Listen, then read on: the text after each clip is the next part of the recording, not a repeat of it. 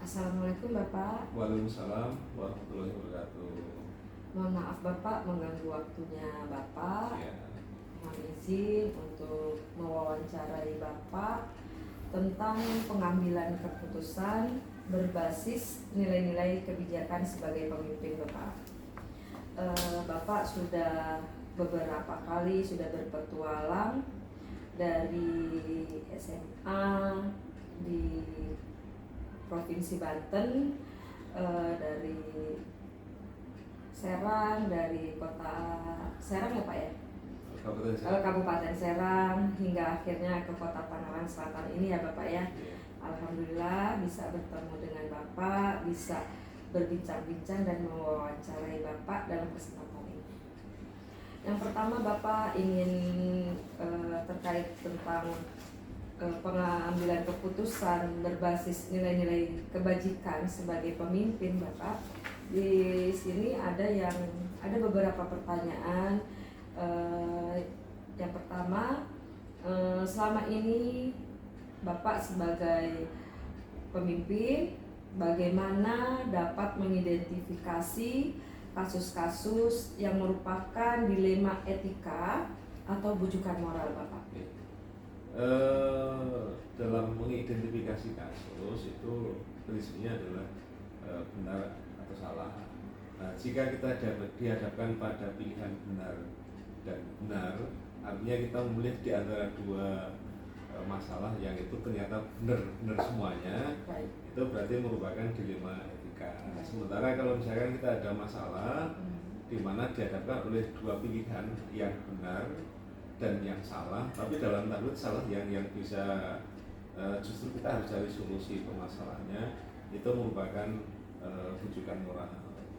Jadi kita identifikasi apakah itu yang masuk dalam dilema etika atau dalam rujukan moral, iya, ya, dengan dua perbedaan tadi. Baik. Jadi kalau dilema etika itu baik dengan baik ya Pak ya. Benar. Kalau bujukan moral itu benar, salah. baik. Tetapi bukan berarti bahwa salah itu kalau masalah itu sudah merupakan sebuah kesalahan, ya berarti itu bukan sebuah masalah. Artinya kita kan memilih antara benar dengan salah, tapi salah itu harus kita cari solusinya itu. Bukan berarti kalau dari carikan solusi. Iya, betul. Jadi memang keduanya harus dicarikan solusi dan penyelesaian ya Bapak ya.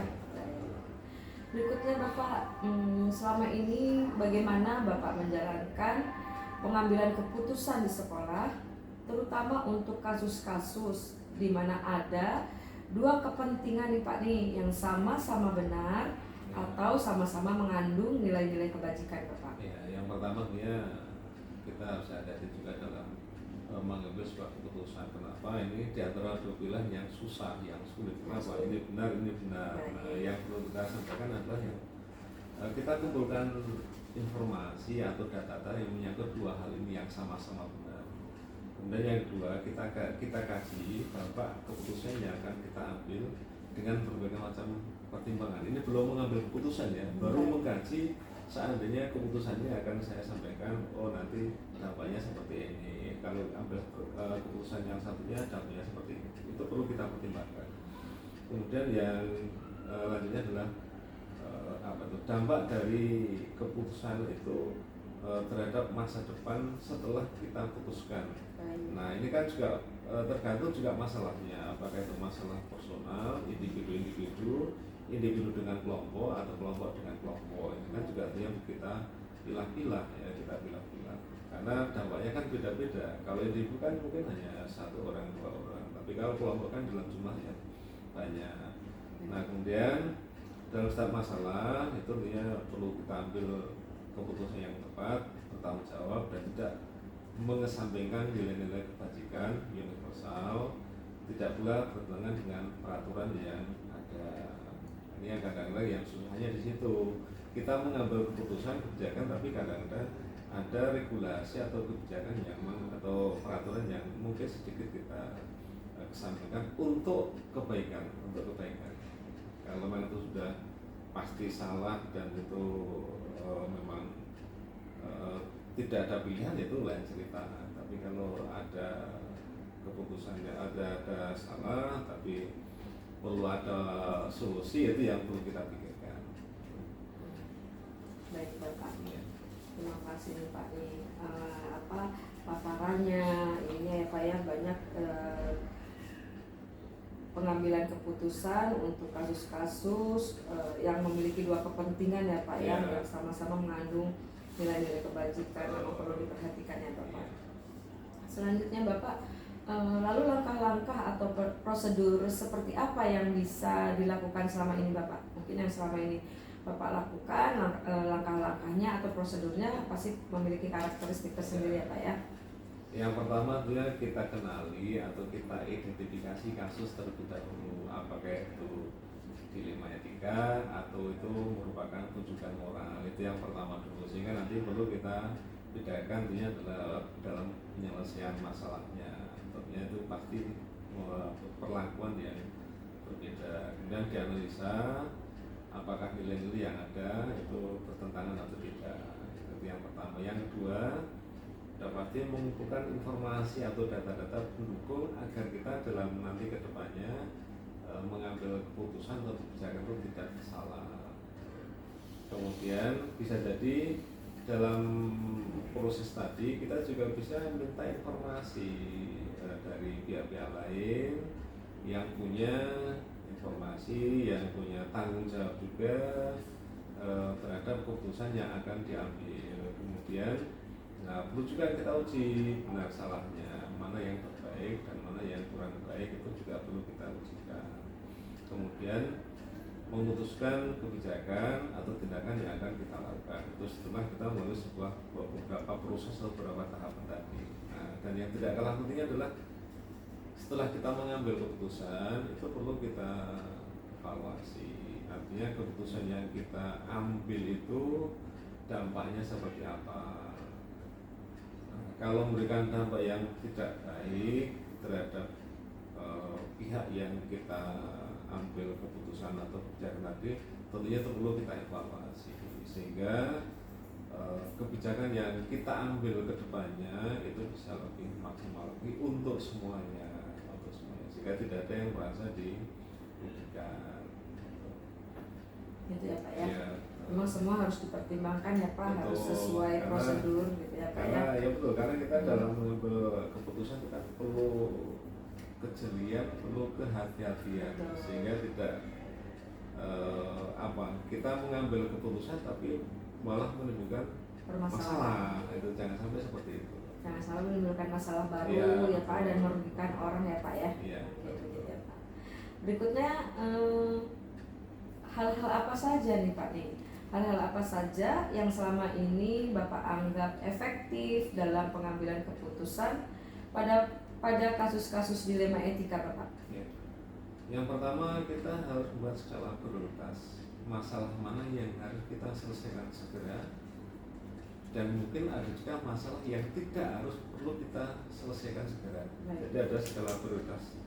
Oh ini yang penting, oh ini yang mungkin tidak perlu, tidak sangat penting, oh ini yang mungkin tidak perlu dilakukan tindak lanjut. Kemudian yang kedua adalah kita dalam mengambil sebuah keputusan itu tentunya tidak ada salahnya kita berkomunikasi, berdiskusi dengan pihak-pihak lain yang tadi sampaikan di awal, yang mungkin punya informasi, yang mungkin punya kewenangan terkait dengan masalah informasi yang disampaikan, sehingga itu menjadi tambahan pada saat seorang pimpinan untuk mengambil sebuah keputusan. Baik Bapak. Selain itu nih Pak nih, untuk selanjutnya nih, hal-hal apa saja yang selama ini merupakan tantangan Pak, tantangan seorang pemimpin dalam pengambilan keputusan pada kasus-kasus dilema etika nih Bapak nih. Luar biasa ya Pak ya, pertanyaannya memang harus ternyata ada tantangannya Bapak. Yang pasti tantangannya adalah untuk mengambil keputusan di antara dua hal, benar dan benar, itu yang cukup sulit ya. Artinya apa? Kita harus benar-benar hati-hati karena dua-duanya adalah benar gitu Mbak. Dua-duanya benar. Ya.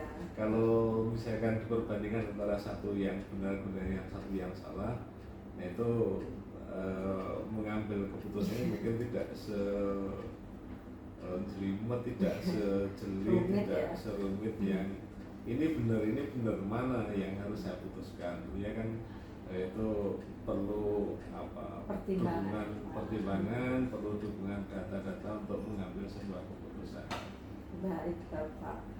Selanjutnya nih Pak, apakah Bapak memiliki sebuah tata cara atau jadwal atau agenda tertentu dalam sebuah penyelesaian kasus dilema etika? Apakah Bapak langsung menyelesaikannya langsung di tempat itu ketika Bapak melihat gitu ya? Atau memiliki sebuah jadwal untuk menyelesaikannya? Bentuk atau prosedur seperti apa yang Bapak jalankan? Maaf ya Pak terlalu panjang. Untuk jadwal tentunya tergantung masalahnya. Baik. Ada yang harus diselesaikan pada saat itu juga. Betul. Tapi juga ada yang bisa kita jadwalkan. Jadi intinya adalah tergantung dari urgensitas dari permasalahan yang kita hadapi. Baik, ya, kalau memang harus segera ditindaklanjuti ya harus segera, ya, sehingga tidak menimbulkan permasalahan yang berlarut-larut sehingga akan menjadi sebuah masalah terus. Ya. Itu yang pertama. Yang kedua tadi ada juga masalah yang memang tidak tidak perlu segera diatasi, yaitu mungkin bisa dijadwalkan. Artinya dijadwalkan sesuai dengan waktu yang pas antara pihak-pihak yang terkait dengan timbulnya masalah itu dan juga dengan pihak pimpinan. Jadi ini adalah itu fleksibel ya, fleksibel tergantung dari urgensitas permasalahan yang ada. Banyak yang dipertimbangkan ya Pak ya. Kalau jadwal khusus saya rasa tidak ada. Kalau dijadwalkan berarti kan ini masalah, ada masalah, bisa ada masalah, berarti kan itu seolah masalah itu kan terjadwal. Masalah malah dijadwalkan ya Pak, bukan diselesaikan. Bukan menyelesaikan masalahnya, tapi menjadwalkannya. Betul Bapak, setuju Bapak. Selanjutnya Bapak, adakah seseorang atau faktor-faktor yang selama ini mempermudah atau membantu Bapak dalam pengambilan keputusan dalam kasus-kasus dilema etika Bapak? Yang pertama kalau bicara faktor yang mempermudah pasti adalah yang pertama adalah rekan-rekan kerja saya, tim saya, baik itu Pak Kasek, Bapak Ibu guru yang berada di sekitar saya, yang memberikan informasi terkait dengan masalah-masalah yang dihadapi, itu kan memberikan kemudahan saya dalam mengambil keputusan. Kemudian yang selanjutnya tentunya apa yang saya alami selama saya menjadi pengajar pendidik dengan waktu yang lumayan agak lama itu kan memberikan pembelajaran, memberikan pengalaman buat saya dalam mengatasi masalah-masalah yang ada. Itu juga memberikan kemudahan. Artinya apa? Pengalaman yang saya miliki itu bisa menjadi bekal saya untuk mengatasi masalah-masalah yang ada. Di samping yang pertama tadi, ya, artinya bukan berarti bahwa pengalaman saya hebat, bukan, berarti pengalaman itu membantu saya untuk mengatasi berbagai macam masalah.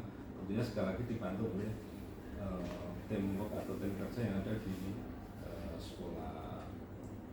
Karena perjalanan Bapak sebagai pemimpin sudah banyak permasalahan yang dihadapi, tentu keputusan-keputusan itu, pengalaman itulah yang memberi faktor untuk memutuskan permasalahan gitu ya Pak ya. Betul. Jadi gini, saya tambahkan juga Bu Ari bahwa kita itu jangan lari dari masalah. Setuju Pak. Masalah itu harus kita hadapi. Selesaikan. Dan insya Allah semua masalah itu akan ada solusinya. Ya, itu yang kita menyelesaikan masalah-masalah 1, 2, 3 seterusnya itu menjadi bekal, menjadi pengalaman buat kita. Nanti suatu saat kalau misalnya ada masalah ini, solusinya seperti ini, sehingga kita ya dengan berbagai macam masalah itu membuat kita menjadi lebih bisa menyelesaikan masalah. Kita menyelesaikan masalah akan lebih mudah. Baik Bapak. sebagai keterampilan ya Pak, sebagai keterampilan untuk memutuskan keputusan dengan bijaksana ya Pak, sesuai berbasis nilai-nilai kebajikan ya Pak ya.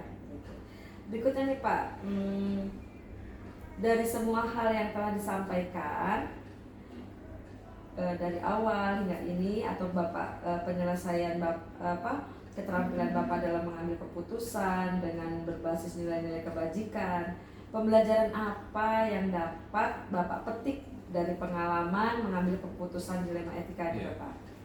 Yang pasti seorang pemimpin dalam mengambil sebuah keputusan itu perlu ketelitian, perlu kejelian ya, perlu kehati-hatian. Kenapa? Karena keputusan yang kita ambil itu kan akan berdampak kepada orang lain ya. Biarpun tadi tergantung case-nya, tergantung masalahnya. Kalau masalah individu dengan individu mungkin yang terdampak tidak banyak. Yang perlu kita lebih hati-hati lagi kalau keputusan atau kebijakan kita itu menyangkut orang dalam jumlah yang banyak, dan keputusan yang kita ambil itu hampir pasti akan menjadi sebuah acuan di dalam sekolah, sehingga sekali lagi dalam mengambil sebuah keputusan kita harus benar-benar kita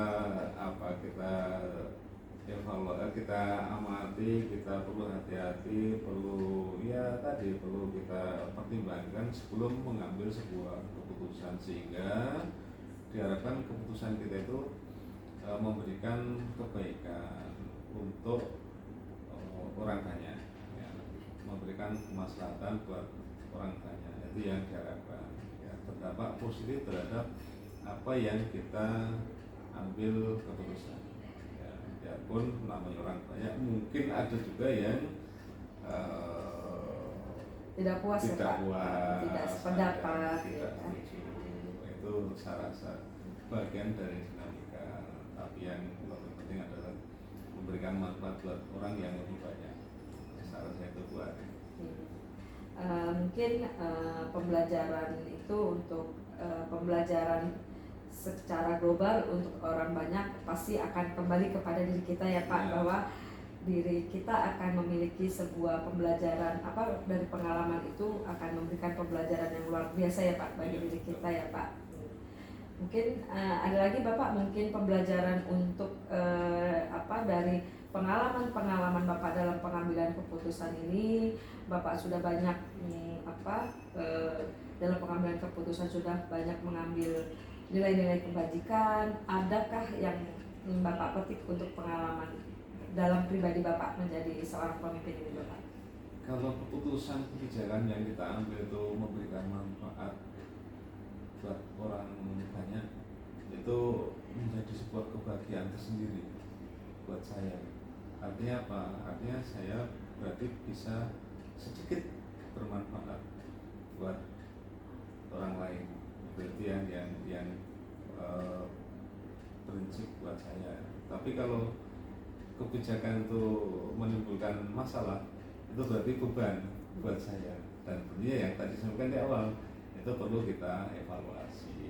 Itu tidak ada salahnya bahwa sebuah kebijakan itu perlu kita evaluasi untuk kebaikan. Baik. Jadi intinya dapat disimpulkan bahwa kebahagiaan memberikan keputusan dan kebijakan untuk orang lain dan dapat membahagiakan orang lain, itu pun turut membahagiakan diri kita sendiri ya Pak ya. Itu adalah kebahagiaan yang tak terhingga ya Pak. Kepuasan, kebahagiaan karena berbuat baik untuk orang lain pasti menanam untuk diri kita sendiri ya Pak ya. Mungkin itu saja Bapak. Terima kasih atas waktunya. Mohon maaf bila mengganggu rutinitas Bapak beberapa menit ini. Terima kasih. Assalamualaikum warahmatullahi wabarakatuh. Waalaikumsalam warahmatullahi wabarakatuh.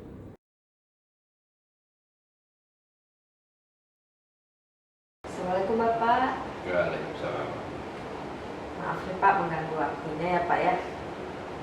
Terima kasih nih, saya sudah diberikan kesempatan untuk berdiskusi tentang pengambilan keputusan berbasis nilai-nilai kebajikan sebagai pemimpin di madrasah yang Bapak pimpin ini Bapak. Mungkin ada beberapa pertanyaan yang akan saya diskusikan. Yang pertama, ini selama Bapak memimpin di madrasah ini, bagaimana Bapak dapat mengidentifikasi kasus-kasus yang merupakan dilema etika atau rujukan moral, Bapak? Iya, pada dasarnya setiap madrasah itu atau sekolah-sekolah itu kalau ada masalah, apalagi sebagai pimpinan, ya di dalam mengambil suatu keputusan itu ada dua tadi yang ditanyakan mengenai dilema etika. Karena dilema etika ini benar ketemu dengan benar dan itu harus ambil keputusan.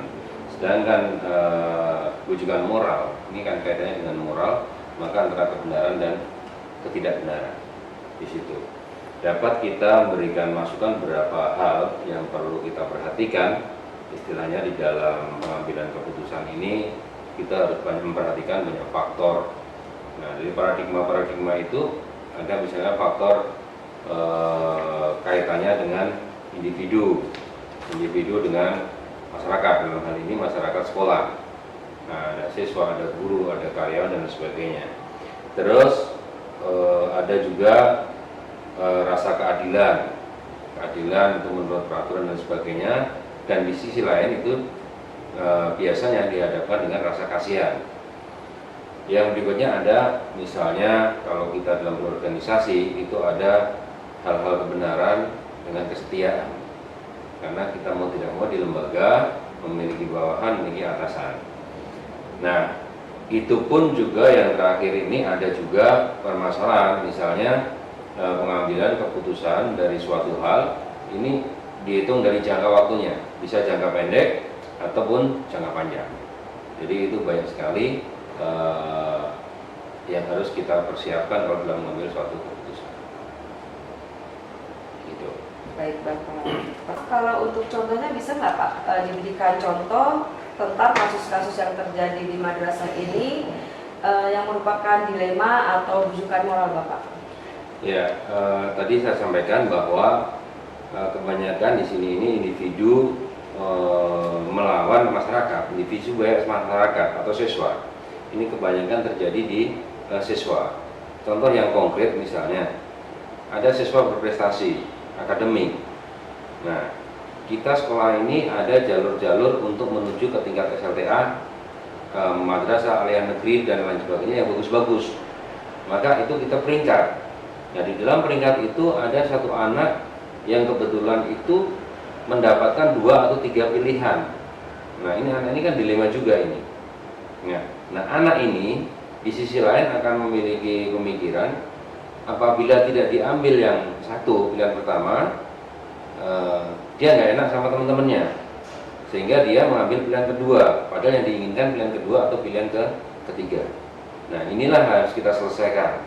Nah, itu semuanya kita kembalikan, kita adakan komunikasi dengan anaknya, dengan orang tuanya, dengan guru BK, kurikulum, dan barulah itu kita bisa memutuskan.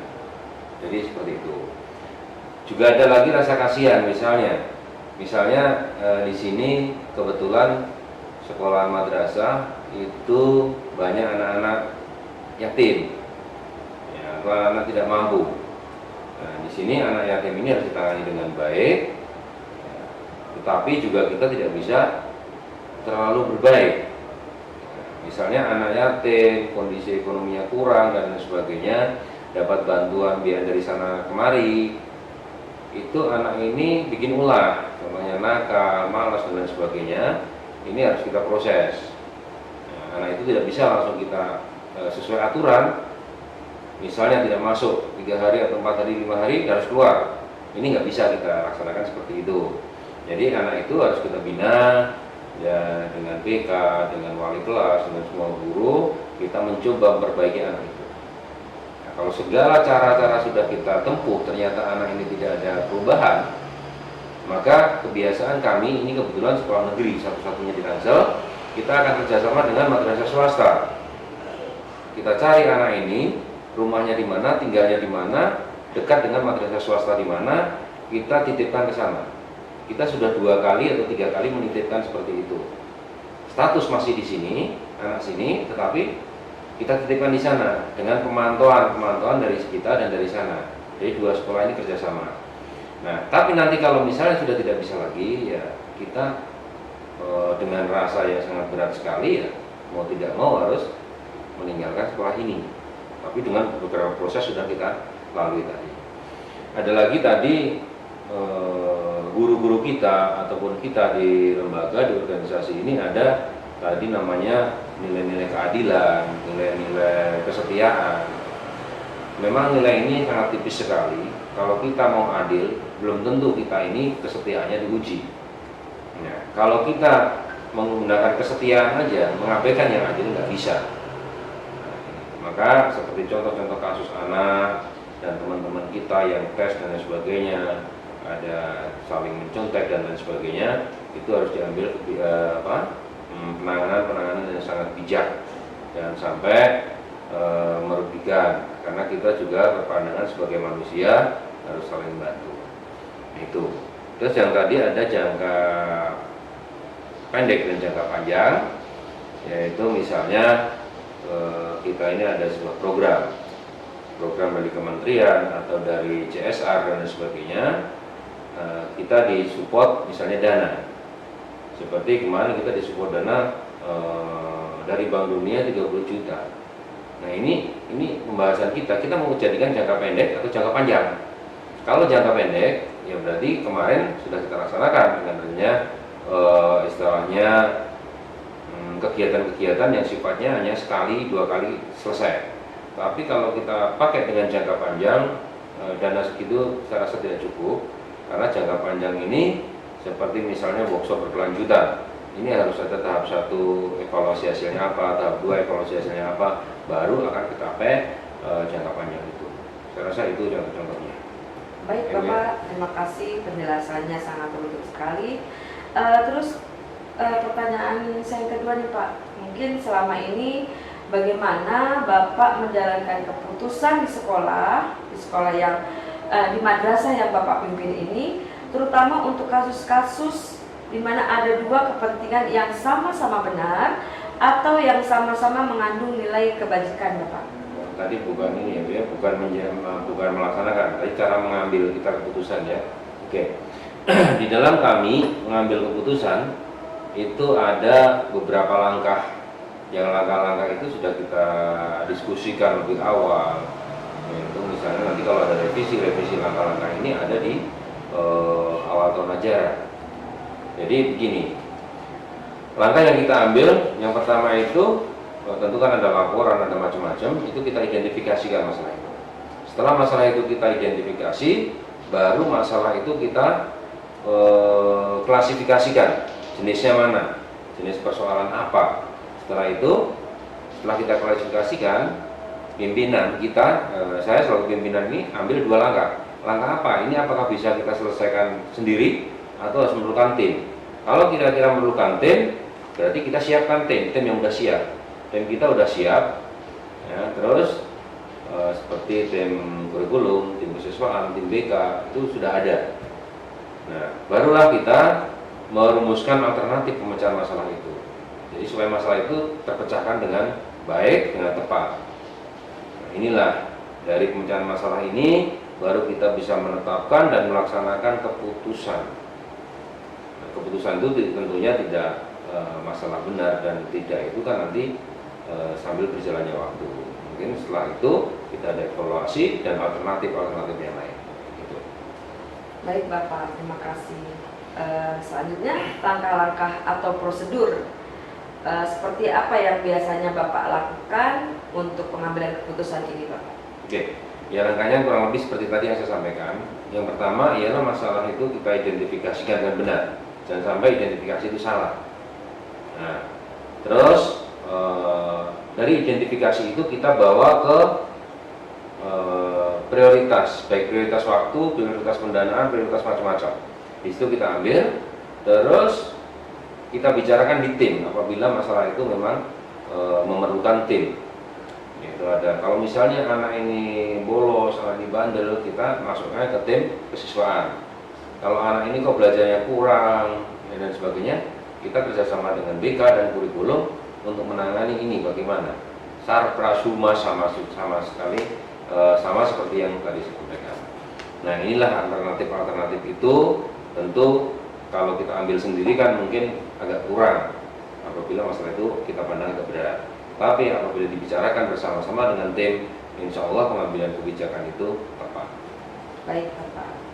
Mungkin selanjutnya ya Pak, diskusi kita selanjutnya, hal-hal apa saja yang selama ini Bapak anggap efektif dalam pengambilan keputusan pada kasus-kasus dilema etika Bapak?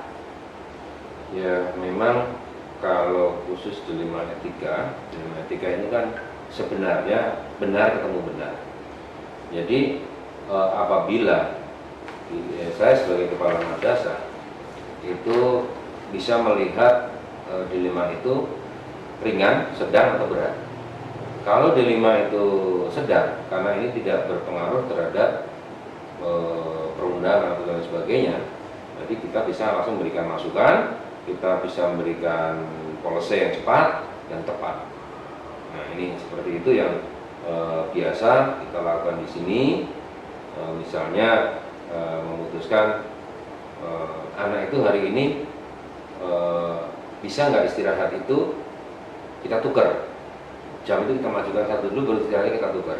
Nah, ini kita secara cepat bisa putuskan ini, maupun sendiri ataupun biasanya dengan tim kurikulumnya. Kita dengan komunikasi yang baik akhirnya akan ditemukan keputusan atau penyelesaian yang tepat juga. Baik Bapak, terima kasih sungguh penjabarannya ini ya Pak, untuk pandangan tentang akademik pembelajaran. Memang membutuhkan sebuah pasti ada dilemanya ya Pak, ada dilemanya, karena itu memang harus diputuskan secara cepat bagaimana baiknya pembelajaran tetap berlangsung, dan harus memang sebuah dilema etika ya Bapak dalam permasalahan tersebut. Berikutnya yang selanjutnya nih Pak maaf ya Pak, diskusinya agak panjang. Hal-hal apa sajakah yang selama ini merupakan tantangan bagi Bapak, ya, merupakan tantangan dalam pengambilan keputusan pada kasus dilema etika? Ya, sebenarnya semua pengambilan keputusan ini mengandung resiko. Di dalam dilema etika itu misalnya kita juga harus memerlukan fakta-fakta yang bisa bertentangan dengan etika sendiri berkaitan dengan orang per orang, sehingga di dalam kita melibatkan masalah ini ada paradigma yang tadi saya sampaikan di atas, yaitu individu lawan masyarakat, keadilan lawan rasa kasihan, kebenaran lawan kesetiaan, terus pengambilan waktu itu pelaksanaan jangka pendek atau jangka panjang. Nah, ini tantangan-tantangan yang ada di sini memang kita harus cermat dalam memandang sebuah kasus itu. Sebenarnya tidak hanya kasus etika, kasus moral pun kita juga harus cermat dalam menyikapi itu semua. Baik Bapak. Selanjutnya Pak, diskusi kami lanjutkan. Ini pertanyaan selanjutnya, apakah Bapak memiliki sebuah jadwal, ya, tata kala, ya, jadwal atau tata kala tertentu dalam sebuah penyelesaian kasus dilema etika? Apakah Bapak langsung penyelesaian di tempat atau memiliki sebuah jadwal untuk menyelesaikannya dalam bentuk atau prosedur yang seperti apa yang Bapak jalankan? Oke. Kalau kita berkaitan dengan jadwal, ini kan tadi di awal disampaikan ada yang bisa langsung, ada yang terjadwal ataupun memerlukan waktu. Sebenarnya itu tergantung pada tingkat analisis kerumitan penyelesaiannya. Apabila penyelesaian itu ringan, tidak menimbulkan efek baik jangka menengah maupun jangka panjang, itu dapat diselesaikan di tempat, dalam artian dalam waktu singkat-singkatnya atau hari itu. Tetapi apabila memerlukan kajian yang mendalam, misalnya keterkaitan dengan orang tua, keterkaitan dengan guru, keterkaitan dengan lingkungan, ini tidak bisa kita selesaikan dalam satu hari itu, karena kita perlu komunikasi, perlu tabayun, sehingga nanti apa yang didapat itu bisa kita musyawarahkan, bisa kita diskusikan langkah-langkahnya. Seperti kalau tadi tanyakan terjadwal, kami ini di sini ada namanya briefing. Jadi briefing guru itu minimal dilaksanakan itu minimal itu 2 minggu sekali. Jadi setelah upacara bendera, anak-anak masuk kelas, mempersiapkan kelas, bersih-bersih kelasnya kita pantau, guru-guru kita briefing oleh pimpinan. Dan disitulah mungkin masukan-masukan itu, identifikasi masalah itu masuk. Karena yang tahu persis di lapangan dan berhadapan dengan siswa dan orang tua itu guru maupun wali kelas. Nah, ini. Dan di situ tidak terbatas oleh guru wali kelas juga. Tata usaha beserta stafnya, OB, security itu bisa menyampaikan. Nah, ini disitulah maka penyelesaian di sini harus melalui tahap tadi. Itu. Baik, Pak. Ada kalanya seorang pemimpin, ya, ada kalanya seorang pemimpin atau faktor-faktor apa yang selama ini mempermudah atau membantu Bapak dalam pengambilan keputusan dalam kasus dilema etika Bapak? Ya, intinya kalau kita ini kalau seseorang mungkin 3. Jadi kita mempunyai namanya keluarga besar MTSN 1 Kota Tangerang Selatan ini.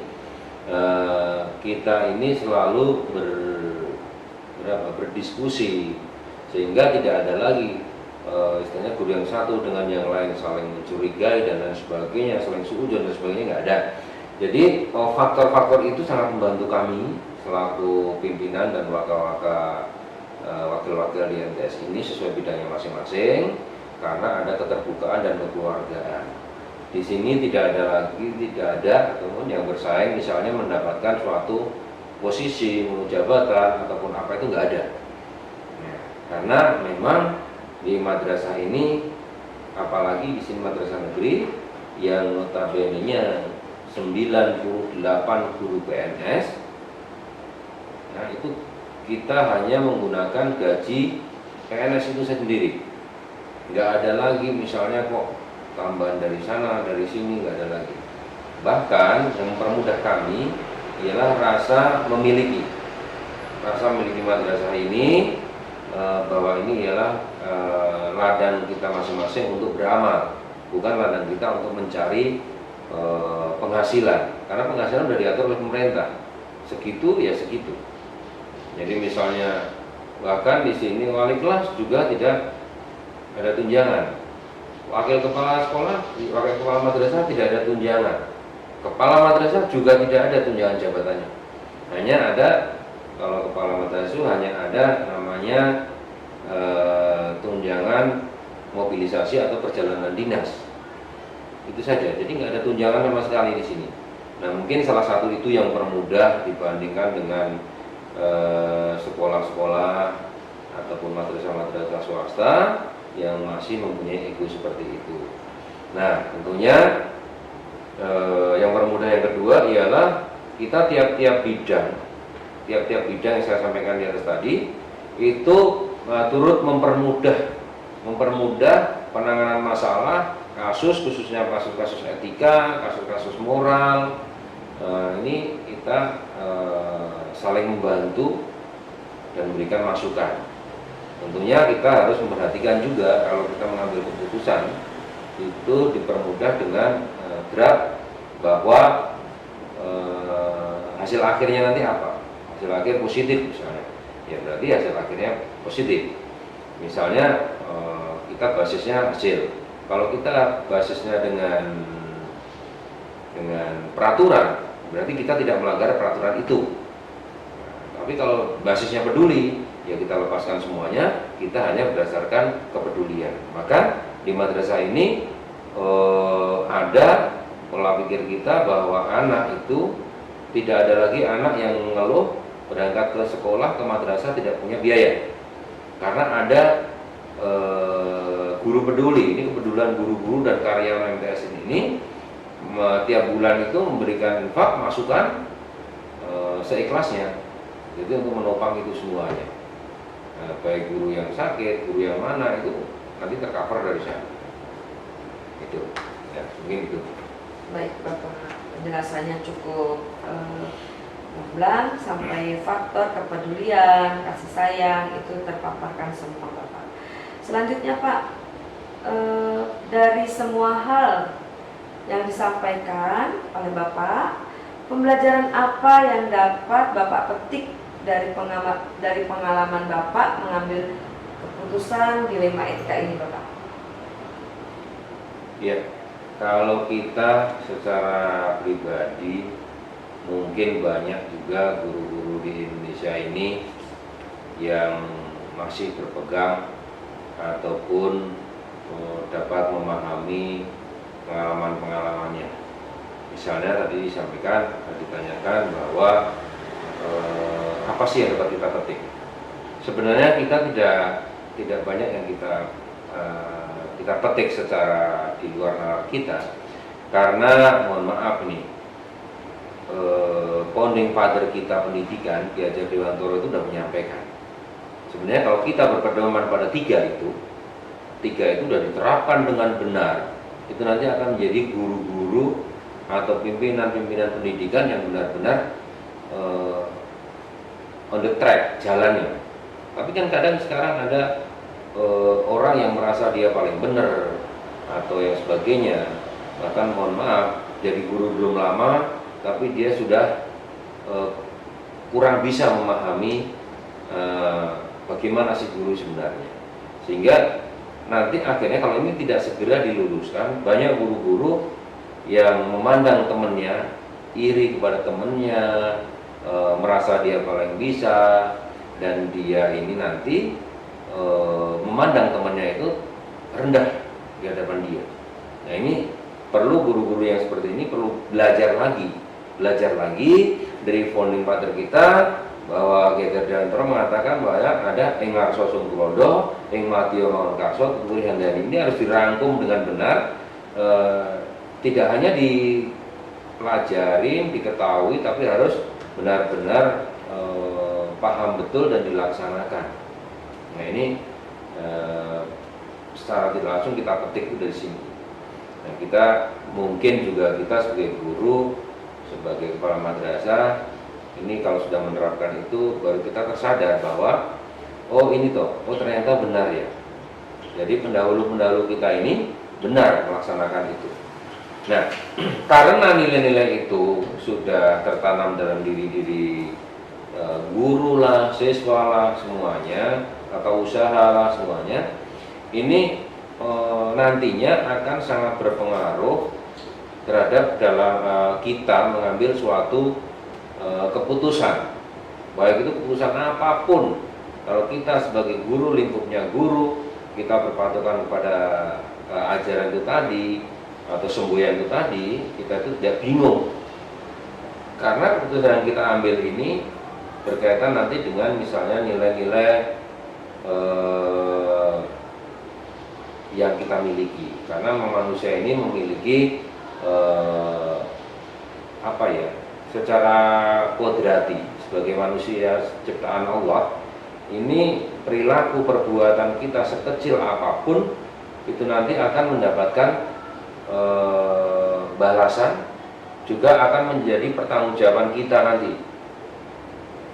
Bolehlah orang lain memandang mungkin wah itu nggak benar, tapi kita kembalikan aja dengan sadar, dengan ini bahwa apapun, sekecil apapun itu akan kita pertanggungjawabkan di akhirat nanti. Kita ini juga sebagai pendidik jangan lupa kita harus selalu menjunjung nilai-nilai kejujuran, nilai-nilai integritas. Nah ini nilai kejujuran, integritas ini bisa diajarkan melalui yaitu tadi pengalaman, keteladanan terhadap murid-murid, keteladanan kalau pimpinan ya keteladanan untuk anak buahnya. Nah ini harus kita cermatin benar, kita laksanakan benar. Selain itu tentunya pengalaman-pengalaman secara apa ya, batiniah, karena kita orang beragama, ya tentunya kita kembalikan kepada ajaran-ajaran dari Tuhan, ajaran-ajaran dari agama kita, yang dimana untuk membawa kebaikan bagi kita. Orang lain mungkin yang sejalan dengan nilai-nilai kita, ya yang universal, berarti ya oke, dia udah mulai menemukan jalannya. Kalau belum, berarti dia masih perlu untuk memperdalam lagi apa yang dia inginkan atau dia dapat melalui itu saja. Baik sekali Bapak, terima kasih atas pemaparan, penjelasan, dan diskusi kita kali ini Bapak. Banyak manfaat, banyak pengalaman yang saya terima dari diskusi ini. Semoga kedepannya kita lebih bijak dalam mengambil keputusan, dalam mengambil nilai-nilai kebajikan dalam pembelajaran dan sebagai seorang pemimpin pembelajar ya Pak. Itu saja Bapak, terima kasih atas waktunya. Assalamualaikum warahmatullahi wabarakatuh Bapak. Waalaikumsalam warahmatullahi wabarakatuh.